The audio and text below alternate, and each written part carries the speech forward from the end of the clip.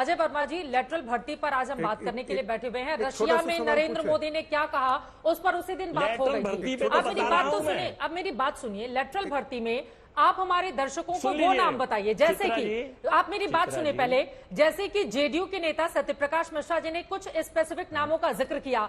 मैं चाहूंगी आप भी वो नाम बताइए कि जिनकी लेटरल भर्ती के जरिए एंट्री हुई है और वो लोग आरएसएस से जुड़े हुए हैं। आप जब वो नाम देश के सामने रखेंगे ना तो आपका पक्ष बहुत मजबूत होगा। देखिए, मैंने राजेश, मैं आपको बता तो रहा हूं, पीयूष जो आयुष के सेक्रेटरी हैं, जो राजेश जी हैं, पूरे देश को देख लीजिए, जब राजस्थान से रहने वाले हैं, और 7वें साल उनको स्पेशल 1 साल के लिए और बढ़ावा दिया गया है। जांच कराएं, उसकी जांच करके निकल जाएगी, और उनके कार्यकलाप, उनके क्रियाकलाप और उनके टाइमिंग की भी जांच करा लें कि कितना बड़ा वहां वो निकलेगा। दूसरा मैं कह रहा हूं लेटर लेंटी पर ही कि ये ओबीसी के लोगों का, ये अनुसूचित जाति के लोगों का, अनुसूचित जनजाति एससी और एसटी के लोगों का, और ये अन्य गरीब वर्ग ईडब्ल्यूएस के लोगों के ऊपर कुठाराघात है। अगर आप कह रहे हैं कि इसमें आरक्षण की जरूरत नहीं है तो फिर एंट्री की जरूरत, भारत की 145 करोड़ की आबादी में 97 करोड़ वोटर हैं, और ऐसा नहीं है अगर आप ढूंढने निकलेंगे तो झोपड़ी में भी बहुत योग लोग मिल जाएंगे। अरे भैया, एक अजय के अलावा और एक जो नाम आपने बताया उसके अलावा दूसरा नाम बताइए। नाम भी तो बताती जाइए ना अजय वर्मा जी, और कौन कौन सा नाम है? आज यहीं पे संगीत रागी जी के सामने आप नाम तुरंत स्पष्ट कीजिए। ये बड़ा आरएसएस का समर्थन करते हैं, इनको बताइए कौन कौन से लोग हैं जिनकी लेटरल भर्ती के जरिए जो आरएसएस से जुड़े हुए हैं और उनको सरकार ने अपने सिर माथे पर बिठा के रखा। मैं तो जानता हूं जो वामपंथ और कांग्रेसी थे उनको आरएसएस लोगों ने भर्ती किया। 35 लोग जो आ जाएंगे इसमें से भी, ये तो बहुत लिबरल लोग हैं। देख लीजिए, जो लोक संघ सेवा आयोग के चेयरमैन थे, लोक संघ सेवा आयोग के जो चेयरमैन बनाए थे मनीष सोनी जी, उनका उठा के देख लीजिए, पीछे का गुजरात के रहने वाले हैं, और उनका कनेक्शन क्या था। मैं दो बड़े महत्वपूर्ण नाम, छोटे छोटे नाम अगर मैं बताने लगा तो सारी डिबेट इसी पर खत्म हो जाएगी। हमारा संदेश आपके पास नाम, आप ऐसे 10 ज्वाइंट सेक्रेटरी का आप नाम बता दीजिए। अजय जी को बोल लेने दें। अजय जी नमस्कार कर रहा हूं, आप 10 ज्वाइंट सेक्रेटरी का नाम बता दीजिए। आपके प्लीज मेरी सुन लीजिए समझदारी से, आप समझदारी से सुन लीजिए। रागी जी, मैं आपको व्हाट्सएप पर और चित्रा जी को पूरी लिस्ट भेज दूंगा। आज बड़ा महत्वपूर्ण दिन है, सारी डिबेट इसी खत्म हो जाएगी। जो हम मैं एक चीज जानना चाहता हूँ, एक चीज जानना चाहता हूँ। राहुल गांधी का, प्रियंका गांधी का और सोनिया गांधी के डॉक्टर, वकील और सब रिजर्व कैटेगरी से हैं, उन लोगों को दिया गया है राहुल गांधी के, सोनिया गांधी के सीए, जिनका कनेक्शन केवल ऊपर से कनेक्टेड है। सर, लेकिन जब मैंने इसके तमाम महत्वपूर्ण है, ये बिल्कुल साफ होना चाहिए कि आरएसएस से जुड़े हुए कितने लोग बड़े बड़े पदों पर बैठ रहे हैं। लेकिन जब इसके पेपर को हम उठाकर देखेंगे, जो वीरप्पा मोइली की अध्यक्षता में जो कागजात हमारे पास निकलकर सामने आए हैं, डेपुटेशन पर नियुक्ति के लिए आरक्षण व्यवस्था लागू करने संबंधी कोई निर्देश ही नहीं दिया गया था उस समय। उस समय तो यूपीए की सरकार थी ना महाराज। अजय वर्मा जी, वीरप्पा मोइली जी कितने बड़े बड़े पदों पर रहे हैं, मैंने कितनी बार उनका इंटरव्यू किया। हाँ, मैं बता तो रहा हूं। वीरप्पन मोइली कांग्रेस के नेता थे, वीरप्पन मोइली की रिपोर्ट थी, वो उस वक्त की मांग की जरूरत थी। 2014 में भारत तो 21वीं सदी में पहुंच गया, 5वीं अर्थव्यवस्था बनने जा रहा है, देश जिता चुका है, चाइना को हरा चुका है, अमेरिका पीछे कर दिया है। पुरानी बात करनी तो बेकार है, जवाहरलाल नेहरू के समय से आया है, उस समय पुरानी बात करनी तो बेकार है। 2014 के बाद के भारत की बात करिए, उसमें भी इस बात का जिक्र है। और एक चीज बता दीजिए, कांग्रेस पार्टी के जो बड़े बड़े नेता हैं, सोनिया गांधी, राहुल गांधी, प्रियंका गांधी, उनके सीए, उनके डॉक्टर, उनके वकील, इन सब में भी रिजर्वेशन है क्या? वो किनको अपॉइंट करके रखते हैं? वहां काहे नहीं ले देते हैं? रिजर्वेशन क्यों नहीं अप्लाई कर देते हैं ये सारे कांग्रेस के बड़े बड़े नेता? कि भाई आखिर उनका भी तो चलता है, उन्हीं से तो चलता है, कर देते हैं ऐसा रिजर्वेशन। आप विदेश से सैम पिट्रोडा को ला करके आप वैज्ञानिक सलाहकार बना देते हैं, तब कोई सवाल है। विदेश से ला करके आप अध्यक्ष बना देते हैं मंत्रालय में।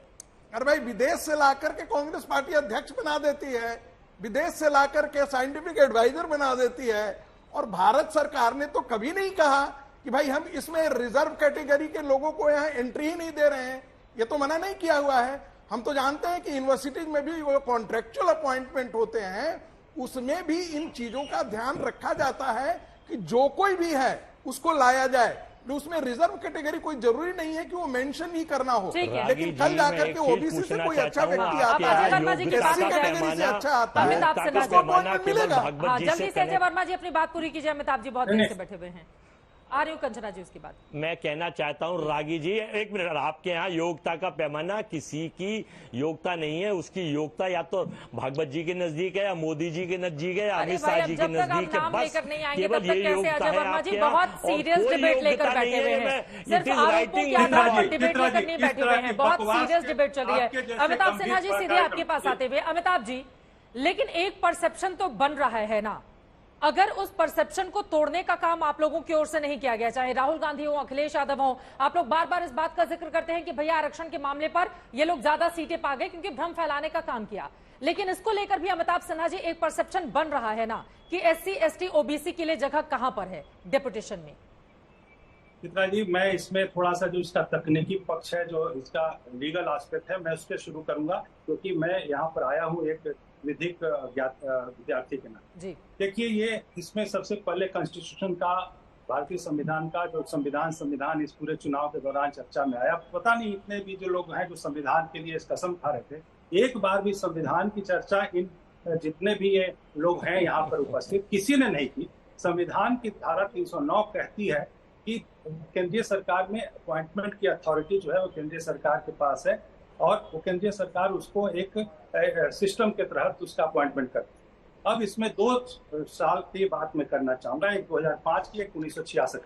दोनों में जब फर्स्ट एडमिनिस्ट्रेटिव रिफॉर्म कमेटी बनी मोरारजी देसाई जी के नेतृत्व में, और फिर वीरप्पा मोइली जी के नेतृत्व में बनी 2005 में, दोनों में जब इस तरह की लैटरल एंट्री की बात हुई तो उसका कारण यही बताया गया, जो आज भी ये वास्तविक है। ऐसा नहीं है कि सभी जो पुराने नेता थे, मोरारजी देसाई या वीरप्पा मोइली, ये सब मूर्ख थे। उन्होंने भी एक समय में कुछ अच्छी चीजें करने की कोशिश की। उन्होंने कहा कि सिविल सर्वेंट जो होते हैं वो सारे के सारे एक जनरलाइज्ड एक्सपर्टीज रखते हैं, यानी वो जैक ऑफ ऑल हैं, बट यदि एक्सपर्ट ऑफ पर्टिकुलर सेगमेंट के लिए किसी को कोई जरूरत है तो उसके लिए वो एक लेटरल एंट्री की जरूरत है, वो कॉन्ट्रैक्चुअल लेके आए।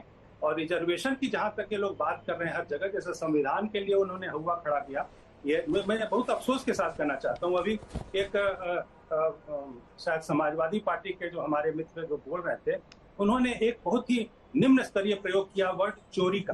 तो जो चोरी शब्द का प्रयोग कर रहे हैं, दूसरा राजद की एक प्रवक्ता जो महिला है उसने दोगलापंथी कहा। इस तरह की आपके जैसे कार्यक्रम में मुझे बहुत ही अशोभनीय लगा, निंदनीय लगा। ऐसे शब्दों का प्रयोग गंभीर कार्यक्रमों में नहीं करना चाहिए। और ये लोग यदि ऐसा करते हैं तो इनके समाजवादी पार्टी के प्रवक्ता जो अखिलेश यादव जी, तो मुझे याद आता है, मैं राजनीतिक बात नहीं करना चाहता हूँ, टोटी चोर हैं। तो ये तो यही कहा गया, मैं नहीं कर रहा, तो ये तो टोटी उठा करके ले गए। जैसे ये दोगलापंथी की बात कर रही है राजनीतिक, वहाँ पे नहीं जाते हैं, इसी पे रहते हैं। चित्रा जी, मुझे दुख हुआ आपके कार्यक्रम में ऐसी घटिया शब्दों का प्रयोग किया गया। मैं इतना ही कहना चाहता हूँ कि जब पहले ये सारी चीजें हुई, रिजर्वेशन का जहाँ तक विषय है, अमिताभ सिन्हा जी मुद्दों पे बात करिए। प्रवक्ता को क्या पता है कि जब वो नौकरी जो है जमीन के बदले देते हैं, आरजेडी, लालू यादव, तेजस्वी यादव, सबों का नौकरी जो है वो इसके जमीन के बदले नौकरी। बताइए, ऐसे पार्टी के प्रवक्ता आके कह रही है कि नहीं, वास्तविकता में रिजर्वेशन तो नौकरी जब वो दे रहे थे जमीन के बदले, तो वहां पर क्या कोई रिजर्वेशन दे रहे थे वो लोग? मैं एक मिनट, अरे नाटकबाजी बंद करिए, ये आरजेडी की नाटकबाजी नहीं चलेगी। मैं इतना कहना चाहता हूँ कि कम से कम अपनी बारी में अब उनकी बात खत्म होती है, कंचना जी आपके पास ही आऊंगी, ठीक है? नहीं, ये जो आशुतोष जी आ रही है, एक बार उनकी बात खत्म हो जाए। मैं बस खत्म कर रहा हूँ। देखिए, ये ऐसे लोग हैं जिन्होंने लगातार देश को लूटने की कोशिश की है। यहाँ पर ये एक देश को एक्सपर्ट की जरूरत है, और उन एक्सपर्ट्स के लिए यदि लेटरल एंट्री आ रही है कॉन्ट्रेक्चुअल बेसिस पे, तो पूरी तरीके से कानूनी है। और यदि इनको कोई अड़चन दिख रही है तो ये संघ पे आरोप लगाएं या भाजपा पे आरोप लगाएं। इससे अच्छा है कि सुप्रीम कोर्ट जाए और उसको इवेलुएट करा लेना। यदि सुप्रीम कोर्ट ने माना तो ठीक, अरे तो यही तो मैं कह रहा हूँ। आप लोग सुप्रीम कोर्ट को आपको जेल भेजता है, सुप्रीम कोर्ट आपको जेल भेजता है। लालू यादव सजा याफ्ता है, जेल में जाने वाले नेता की प्रवक्ता है आप। जेल सजा याफ्ता नेता की प्रवक्ता है आप प्रवक्ता है एक जेल में गए हुए, जेल में बैठ के बीमार हुए एक नेता की। मैं कह रहा हूं कि सुप्रीम कोर्ट में जाएं आप, इस व्यवस्था की, इस प्रावधान की सुप्रीम कोर्ट से आप समीक्षा करा लीजिए। मैं चित्रा जी आपके माध्यम से, आपके इस समाचार इस न्यूज चैनल के माध्यम से मैं कहना चाहता हूं देश को कि ये पूरी तरीके से लीगल प्रोविजन है, इसमें कहीं से कोई गैरकानूनी काम नहीं हुआ है। और जहां तक कि रिजर्वेशन की बात है, टू कंक्लूड मैं खत्म करूंगा, रिजर्वेशन इनको वहां नहीं दिखता है जहां पर कि जामिया मिलिया इस्लामिया और अलीगढ़ मुस्लिम यूनिवर्सिटी में रिजर्वेशन नहीं है। जब कश्मीर में इनका शासन था, जब वहां पर यहां तक कि दलितों को रिजर्वेशन नहीं मिलता था, उस वक्त इनको पेट में दर्द नहीं होता था। इनको अब पेट में दर्द होने लगा रिजर्वेशन के लिए। इनका दोगलापंथी है। मैं ये कह रहा हूँ, अभी मैडम ने कहा था ना दोगलापंथी शब्द को लेकर आपने आपत्ति जताई, वही शब्द आप भी बोल रहे हैं अमिताभ जी। मुझे तो अफसोस है ना, मैं तो जवाबी कार्रवाई कर रहा हूँ। ये तो राइट टू सेल्फ डिफेंस है। चित्रा जी, कंचना यादव जी, आपकी पार्टी जाएगी क्या सुप्रीम कोर्ट की? समीक्षा कर लीजिए मामले का। मैं आ रही हूँ आशुतोष जी, इसी सवाल के साथ आपके पास भी आऊंगी। कंचना यादव, जाएगी आपकी पार्टी सुप्रीम कोर्ट? और सही बात है, अगर सरकार पर जिन चीजों को लेकर भरोसा नहीं होता है, ऊपरी अदालत तो इसीलिए है ना, कोर्ट पर हम सब भरोसा करते हैं।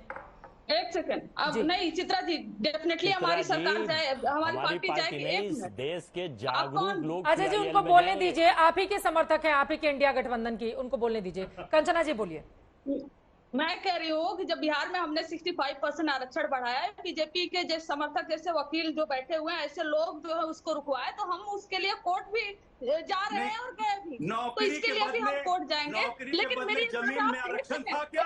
नौकरी के बदले जमीन में आरक्षण था? मेरा मन कर रहा है ताली बजाए और कुछ एक एक करके। अमिताभ जी इनको बोल लेने दीजिए, कंचना यादव जी को बोल लेने दीजिए।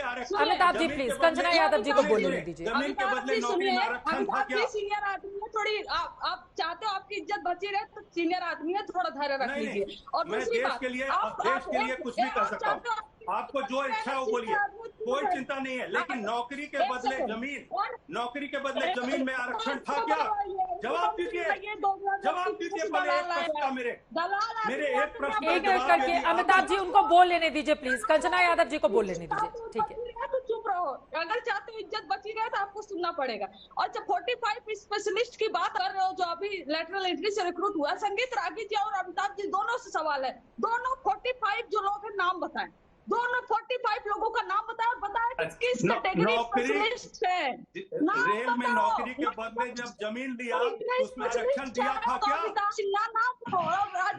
संगीत रागी आप भी नाम बताइए, संगीत रागी जी नाम बताइए। 45 स्पेशलिस्ट। आशुतोष जी मैं फौरन आपके पास आ रही हूँ। संगीत रागी जी वो बार बार आपका नाम ले रही हैं, अपनी बात कहिए, उसके बाद आशुतोष जी मैं आ रही हूँ आपके पास।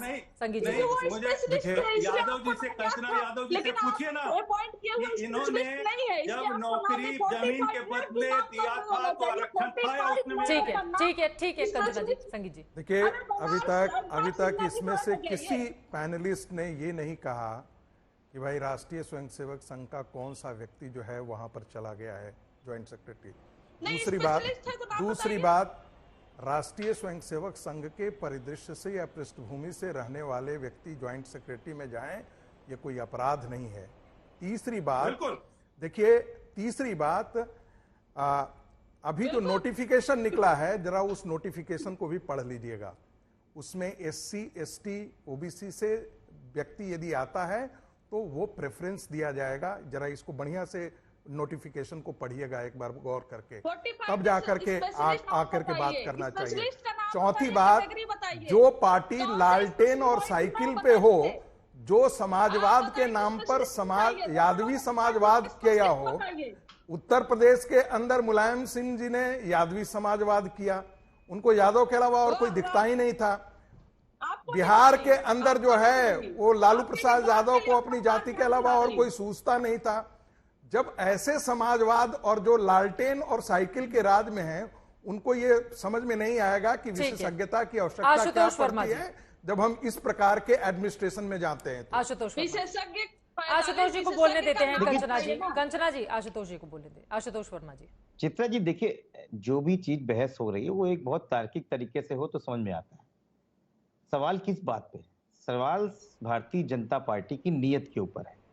लेटरल एंट्री पहले भी हुई, उसके बाद इकोनॉमिक एडवाइजर भी थे, लेटरल एंट्री के पद पे थे, बाल बोल मनप्रीत सिंह अहलूवालिया थे, लेकिन वो तदर्थ था, वो कोई परमानेंट नहीं था। जिस तरीके से ये भी परमानेंट नहीं है सर, उठते थे, ये भी परमानेंट नहीं है मित्र। मेरी बात भाई चिल्लाइए नहीं दोनों लोग, मेरी बात पूरी होने आशुतोष जी दीजिए, को बोल लेने मेरी दीजिए, बात एक बार पूरी बोल होने लेने दीजिए, फिर ठीक है, ठीक है, ये भी परमानेंट नहीं है 3 साल के लिए, ठीक है। आशुतोष जी को हम भी बोलने जान रहे दीजिए, हैं। कंचना जी वो आप ही के सहयोगी आशुतोष वर्मा जी का समय। अरे अमिताभ भाई जी, अमिताभ एक जी, मिनट अमिताभ जी, एक मिनट। अरे भाई अमिताभ जी, आप जितने अक्लमंद हैं उतने सब अक्लमंद हैं, ठीक है, इसलिए मत बोलिए। हमको पता है कि 3 साल का है, 2 साल का एक्सटेंशन सत्य प्रकाश जी, है। प्लीज आशुतोष जी की बात हो जाए, वरना समय चला जाएगा, प्लीज उनको पूरा कर बात पूरी होने दीजिए, बात पूरी होने दीजिए। ये परमानेंट तब भी नहीं थी, परमानेंट अब भी है। अब इस सरकार के ऊपर क्यों उंगली उठ रही है? क्योंकि भारतीय जनता पार्टी सरकार जब से आई है तब से लैटरल एंट्री के जरिए हो, चाहे 13 पॉइंट रोस्टर हो, चाहे प्रोफेसर ऑफ प्रैक्टिस हो, चाहे 69,000 शिक्षक भर्ती में ओबीसी को 4% आरक्षण देके झुंझुना पटाना हो, या फिर पीएसयूज को प्राइवेटाइजेशन देना हो, ये इसी सरकारों में हुआ है। और जब ऐसी सरकारें आती हैं गलत तो जानकारी देश है में जो आपको। पिछड़े वर्ग है, वंचित वर्ग है, तो इनके ऊपर उंगली उठाएंगे। आज के दिन में ये आज तक की सरकारों में आपकी नीयत के ऊपर उंगली है। आप डिफेंड करो, अच्छा है आपके लिए, हमारे लिए बहुत अच्छा है, आप डिफेंड करते रहो। हम तो यही चाहते हैं आप डिफेंड करते रहो अपनी गलतियों के लिए, लेकिन आप मानने को तैयार नहीं हो कि आपके रहते हुए इस देश में पिछड़े, दलितों और अल्पसंख्यकों के साथ लगातार अन्याय हुआ है। वही मुख्यमंत्री योगी आदित्यनाथ 69,000 भर्ती को लीगलाइज कर रहे हैं, और वही मुख्यमंत्री योगी आदित्यनाथ आज कह रहे हैं कि हम दलित हुई है। 69,000 भर्ती में आपने 3.5% आपने आरक्षण दिया है। ये हंसने की जरूरत नहीं है। इस देश में इतना बड़ा भ्रष्टाचार आप संघ के द्वारा कर रहे हैं, ये सबको दिख रहा है। और अभी 2024 में आपको दिखा है, अब 2027 में दिखेगा, 26 में दिखेगा। जब तक हम आपको यहाँ से जड़ से उखाड़ नहीं फेंकेंगे और इस देश की जनता उखाड़ नहीं फेंकेंगे, आपको समझ में नहीं आएगा। सत्य प्रकाश मिश्रा जी, क्लोजिंग कमेंट जल्दी से, वक्त हमें इतने की इजाजत देता है, क्लोजिंग कमेंट जल्दी से सत्य प्रकाश जी। चित्रा जी, विशेषज्ञों की जरूरत है, लेकिन समाजवादी पार्टी, राजद और कांग्रेस को इस बात का बिल्कुल नैतिक अधिकार नहीं है पूछने का कि जिनकी पार्टी ने आजम खान को एक यूनिवर्सिटी का आमरण वाइस चांसलर और चांसलर बना के रखा, तो उनका नैतिक अधिकार तो नहीं है। कांग्रेस पार्टी ने अपने भाई भतीजावाद का परिचय देते हुए तमाम सरकारों में भरा हुआ था लैटरल एंट्री। ये तो कुछ पद मैंने बताए हैं जो कि सेक्रेटरी लेवल तक गए, अभी तो ज्वाइंट सेक्रेटरी और निदेशक पद की भर्ती की बात आई है। इस पे हाय तौबा वो इसलिए मचा रहे हैं क्योंकि वो ये पाप करके आए थे। लालू प्रसाद यादव जी जब रेल मंत्री थे तो लैटरल एंट्री से कितने लोगों को रेलवे में पद दिया, इस बात की चर्चा